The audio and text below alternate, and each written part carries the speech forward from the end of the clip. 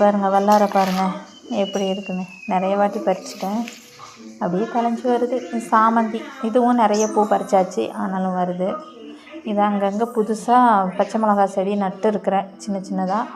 பழசெல்லாம் காய்ச்சி ஓச்சிருச்சு, அதனால் எல்லாம் பிடுங்கி போட்டாச்சு.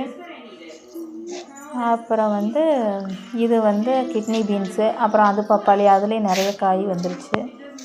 அப்புறம் அப்படியே வந்தீங்கன்னா இந்த பக்கம் கீரை போட்டிருக்கிறேன்.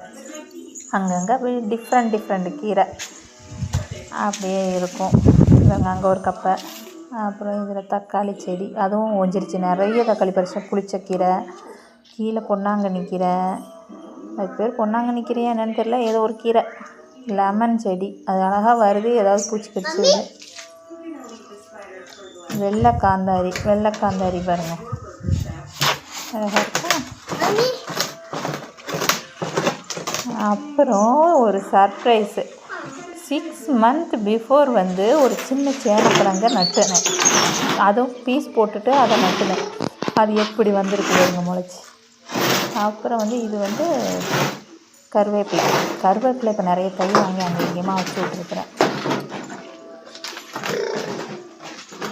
அப்புறம் அங்கே பாருங்கள், இங்கேயும் வச்சுருக்குறேன்.